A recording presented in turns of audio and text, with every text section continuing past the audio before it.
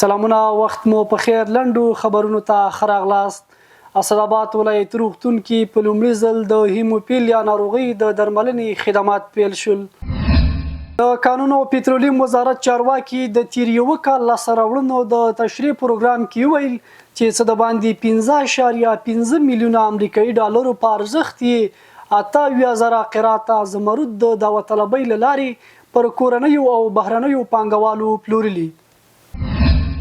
زیانمنو لپاره د تخنیکی او مسلکی زده کړو مسؤلین وایي چې په و برخو کې شاوخوا 250 تنه زده کوونکو ته د حرفوي زده کړو زمينه برابر کړې ده د میدان وردګ ولایت په سیدآباد ولسوالۍ کې د خوړو او کرنې نړیوال سازمان په مالی ملاتړ د نږدې 250,000 امریکایي ډالرو په لګښت د یو شمېر ټولګټو پروژو چارې پیل شوې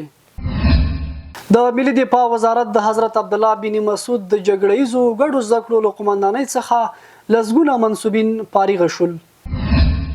د پروان ځایي مسؤلین وایي د دغه ولایت په سالنګ ولسوالۍ کې د 200,000 امریکایي ډالرو په لګښت د 6 کیلومتره سړک د جوړولو چارې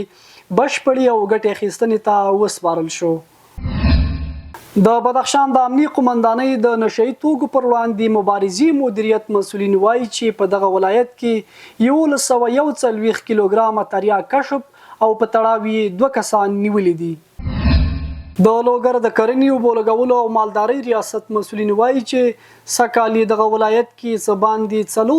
4 ټنه د رومي بانجانو حاصلات راټول کړي دي